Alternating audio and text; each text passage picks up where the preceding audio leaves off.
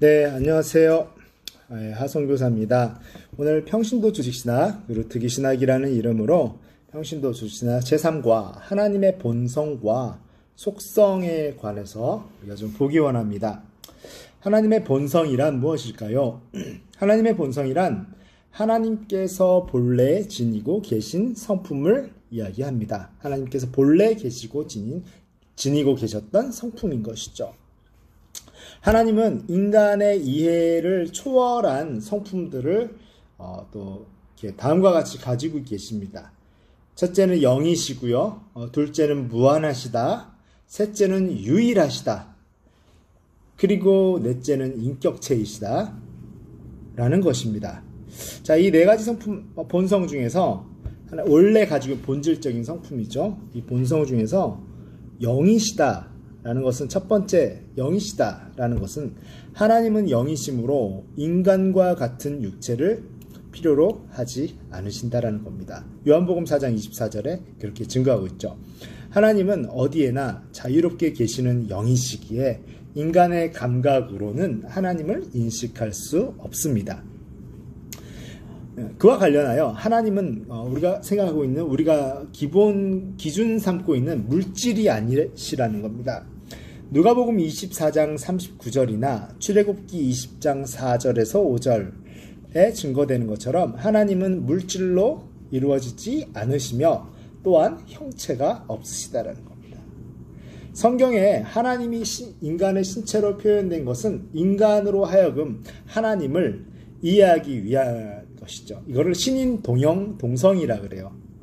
그러니까 신과 인간이 같은 형체, 그래서 그의 거룩하신 오른팔, 그의 발등상, 발이 있는 것처럼 느껴지시죠? 그 다음에 동성, 하나님은 남자의 그 느낌으로 다가오는 여러 가지 메시지들, 성경 구절들, 이런 것들을 보면서 신과 인간이 동형 또는 동성인 것처럼 그렇게 할 때, 근데 그렇게 안 한다면 우리 인간은 더 하나님을 가깝게 느낄 수 있는 방법이 없어요. 그러나 최소한 그것은 하나님의 배려이고, 하나님이 그렇게 낮추어 표현하셨다라는, 우리의 언어로 표현하시고 우리가 이해할 수 있는 방법으로 이해를 시도하셨다라고 봐야 맞을 것입니다.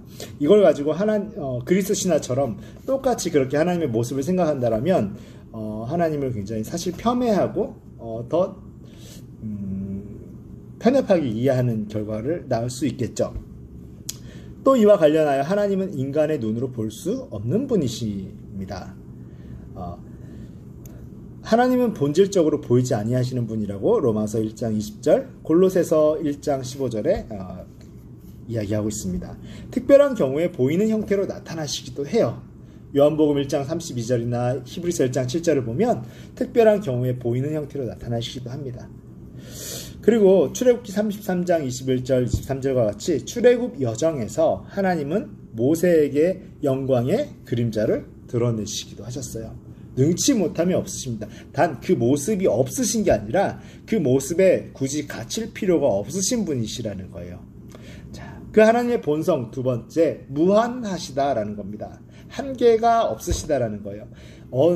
시간에 있어서 무한하시고 공간에 있어서 무한하십니다. 두 가지, 시간과 공간에 있어서 무한하십니다. 우리는 하나님의 섭리 가운데 우리가 아담과 하와가 죄를 범하기 전부터 우리는 시간에도 제약이 있었고 공간에도 제약이 있었습니다. 이것은 어떤 죄의 형벌로 인한 것이 아니에요. 하나님의 섭리 가운데 우리는 그렇게 지어진 피조물인 것입니다. 시간에 있어서 무한하고 공간에 있어서 무한하십니다. 우리는 시간에 있어서 유한하고 우리는 공간에 있어서도 무한하죠. 서울에 있으면서 부산에 있을 수 없고 이렇게 동시적으로 simultaneous하게 있을 수 없다라는 겁니다. 자, 그런데 하나님이 시간에 있어서 무한하시다라는 것은 하나님은 어떤 시간의 변화에도 영향을 받지 않으신다라는 것이에요. 여러분 잘 한번 생각해 보세요. 시간이란 뭘까요? 여러분 정말 시간과 관련하여 우리가 좀 돈이라는 것을 생각해 볼 필요가 있는데요. 물론 이건 경제학적인 부분이 좀 연구가 필요한 부분이겠지만 돈이라는 존재가 실제로 존재하는 건가요? 우리가 지폐를 가지고 있다 해서 돈이 존재한다고 생각하십니까? 아니에요. 돈이라는 것은 약속이고 규제고 어떤 그 하나의 가치를 서로 신뢰하기로 한 약속이 엄청난 믿음이 된 거예요. 되게 이게 역사적으로 아주 굉장한 사실은 신뢰의 사건이에요. 이 돈이라는 개념은요. 사실은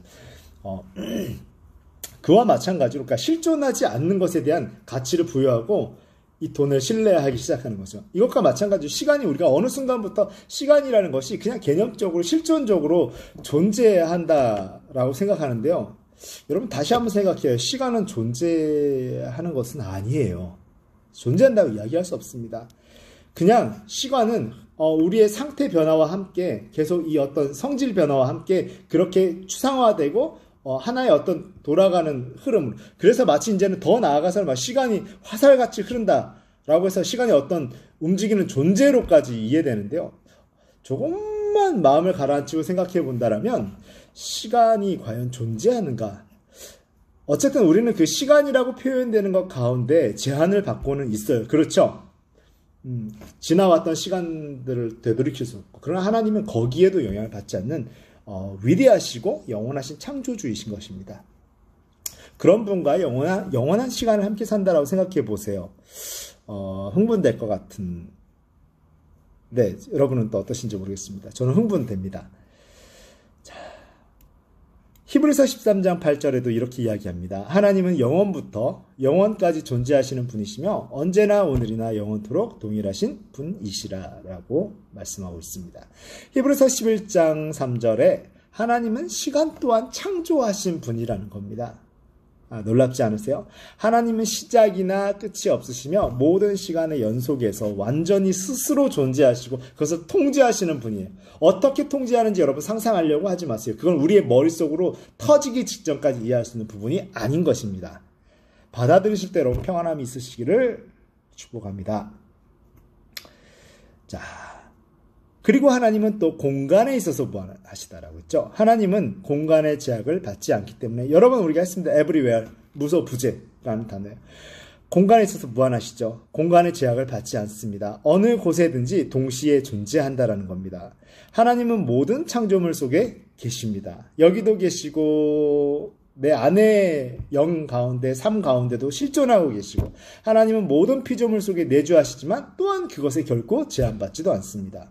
그런데 여기서 주의해야 될 것이 하나가 있어요. 뭘까요? 여러분, 우리는 영적인 존재를 어디서 배우지 않았는데도 불구하고 이 영적인 존재를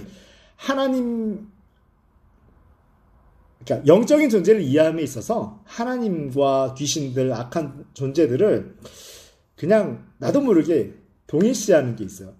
여러분, 하나님이 무소부재하시고 에브리웨어이라는 것과 악한 영들이 같이 에브리웨어 무소부재하지 않습니다. 우리는 눈에 보이지 않으니까 그냥 영적인 존재니까 여기 물 흐르듯이 그냥 다 어디든 존재할 것 같죠? 여러분, 눈에 보이지 않는다는 것이 실존하지 않는다라는 건 아니에요. 여러분, 거기서 시작해야 돼요. 우리 같이 한번 따라해 볼게요. 눈에 보이지 않는다고 실존하지 않는다는 것은 아니다. 눈에 보이지 않는 것이 곧 실존하지 않는다는 것을 뜻하지는 않습니다. 때로는 눈에 보이지 않는 것이 실존하지 않을 수도 있지만 눈에 보이지 않는 것 이꼬르 실존하지 않는 것 또는 어떤 이 물리세계를 모두 통달한 것 이렇게 이야기할 필요는 없어요. 천사도 피조물입니다. 올 때 우리의 개념으로는 이해할 수 없는 그들만이 갖고 있는 반드시 유한성을 띤 피조물로서 시간의 경과가 필요합니다. 그런 것은 성경에 추론할 수 있도록 되어 있어요. 여러분 혹시라도 천사가 만약에 내려올 때 어떤 그냥 하나님과 같은 무소부재의 개념으로 이 땅 가운데 온다라는 생각을 가져서는 위험한 생각입니다. 결코 그렇지 않아요. 피조물이고 유한한 존재. 우리 눈에 보이지 않는다고 해서 무한한 존재가 아니에요. 우리 눈에 보이지 않는 분 중에서 무한한 분은 하나님밖에 없어요. 천사도 유한하고요. 악한 마귀와 그의 세력들도 유한한 존재들입니다. 피조물이라는 것이에요. 피조물은 유한합니다. 우리 같이 고백할게요. 피조물은 유한하다. 다시 한번요. 피조물은 유한하다. 유한합니다. 여러분, 악한 마귀의 세력도 우리의 개념으로는 다 셀 수 없지만 반드시 유한한 숫자적인 개체의 개념을 가지고 있습니다. 숫자적인 개체의 개념이라는 것은 유한한 숫자를 반드시 가지고 어카운트할 수 있는 숫자를 가지고 있다는 거예요. 한도 끝도 없이 그냥 여기도 있고 그런 존재들이 존재하는 게 아닙니다. 그들도 개수가 있고 하나님이 셈할 수 있는 개수라는 게 있어요. 유한한 존재들이에요. 여러분 그렇게 생각하시고 영적 전쟁에 돌입하신다면 영적 전쟁 또 다른 차원으로 다가올 수도 있습니다. 자, 어쨌든 또 하나님은 시공간에 있어서 무한하시고 유일하시다라는 겁니다. 하나님은 유일하신 하나님. 신명기 6장 4절도 그렇게 얘기하고 있죠. 유일하신 하나님이라고. 우리가 믿어야 할 분은 오직 하나님 한 분뿐이십니다. 세계 여러 종교에서는 다양한 신을 여러 가지 방식으로 믿고 숭배하지만 하나님께서는 신명기 5장 7절에도 말씀하고 있듯이 나 외에는 다른 신을 두지 말라고 하십니다. 디모데전서 6장 15절에도 하나님이 오직 한 분이심을 증거하고 있습니다. 수에 있어서도 한 분이십니다. 물론 그것이 삼위일체를 뜻하는 이제 어떤 그런 우리가 생각하는 그 수 말고 어떤 신적 개념으로서 한 분 하나님이시라는 거예요. 이 삼일체 개념으로 또 세 분이면서 한 분이냐, 이거는 삼일체 우리 다음 강 사과에서 지금 3과지 않습니까? 사과에서 본격적으로 그 개념을 다룰 겁니다. 오늘은 넘어가세요. 어쨌든 그런 삼일체적 개념 말고 한 분 하나님으로서 수에 있어서 한 분이시라는 겁니다. 세상 어디에도 하나님과 같은 분은 없습니다. 출애굽기 3장 14절에도 본질과 특성이 단일한 분으로 이야기하고 있습니다. 본질과 특성이 단일하십니다. 하나님은 여러 가지 요소로 막 이렇게 짬뽕으로 구성된 분이 아니세요. 이러한 내적인 단순성에 의해서 하나님은 또한 스스로 계시는 것입니다. 또한 하나님은 인격체이십니다. 우리 지난 시간에 배웠죠. 인격적인 분이시기 때문에 그 인격성이 우리가 어느 정도 반영이 되어 있기 때문에 우리 안에서도 예수를 믿든 안 믿든 인격성이라는 것이 어느 정도 존재하는 것입니다. 하나님은 온전한 인격을 가지고 계시고요. 슬퍼하시기도 하고요. 물론 그 슬픔이 우리는 지금 타락한 죄성을 가지고 있기 때문에 우리가 느끼는 슬픔과 고통은 조금 다른 종류의 것일 수 있어요. 다른 성질의 슬픔과 아픔. 그러니까 고통과 죄로부터 근거한, 사망으로부터 근거한 고통과 슬픔인데 그런 것에 영향받지 않는 하나님만의 하나님을 괴롭게 할 수 없음에도 불구하고 하나님의 영향을 미칠 수 없음에도 불구하고 괴로울 수 있는 고통과 어떤 지금 다 어떻게 설명을 할 수가 없는 그런 개념은 존재한다라는 것입니다. 그러니까 이해하려고 하지 마세요. 그렇게 받아들이시면 될 것 같습니다. 왜냐하면 불가능한 것을 이해하려고 하면 여러분 머리 터집니다. 그리고 성경이 그렇게 받아들이라고 이야기하고 있어요. 하나님이 인격체라는 겁니다. 인격의 요소인 지식, 인텔리전스를 얘기하죠. 감정입니다. 판토스, 느끼고 필링을 느낄 수 있는. 그 다음에 의지를 얘기합니다. 하고자 하는 will, 의지, 지정의를 소유하고 있습니다. 창세기 18장 19절, 출애굽기 3장 7절, 사도행전 15장 18절 등에서 하나님이 완전한 지성을 지니고 계시고 그 지성 덕분에 우리도 반영이 되어서 우리가 지성이라는 것을 가지고 활동을 하는 모습들을 볼 수 있습니다. 물론 우리가 하나님의 완전한 지성을 반영하지 않아요. 그럼에도 불구하고 그 여전히 타락한 가운데도 우리가 일부분 하나님이 닮은 지성을 우리는 발휘하고 있는 것이죠. 또한 창세기 6장 6절, 시편 103편 8절에서 13절, 요한일서 4장 7절에서 10절 등에서 하나님은 역시 감정을 지니고 계신다. 이거를 우리가 생각할 수 있는 우리가 봐왔던 감정 따위에 그냥 비교하면 안 돼요. 이것과는 차원이 다른 거룩한 감정이겠지만 감정이라고 할 수 있는 것이 존재한다는 겁니다. 그러나 우리는 이미 너무 타락한 고통에 근거한 감정에 우리의 생각을 가지고 있기 때문에 이해하고 있기 때문에 자칫 잘못하면 그런 하나님도 아픔을 느끼실 수 있구나, 고통에 근거한 아픔을 영향을 받을 수 있구나 라고 생각하는 그런 오해입니다. 그런 영향이 아닌 또 다른 차원의 감정을 이야기하는 것입니다. 그리고 창세기 3장 15절, 시편 115편 3절, 요한복음 6장 38절 등에서 하나님은 스스로의 의지를 지니고 계신다라고 이야기하고 있습니다. 하나님은 인격적인 이름을 지니신 분입니다. 지난 시간에 다 배웠죠. 하나님의 이름 얼마나 인격적이신지. 그 이름 키파라고 제가 말씀드렸습니다. 인격체이신 하나님은 인간과 대화하기를 원하십니다. 당신과 여러분과 교제하기를 원하신다라는 겁니다. 하나님은 인간의 기도를 들으시면서 응답하기를 기뻐하십니다. 인간과 사랑의 교제를 나누시기를 원해요. 인격체이신 인간의 행위를 살피시고 돌보십니다. 테이크케어를 하신다는 거예요.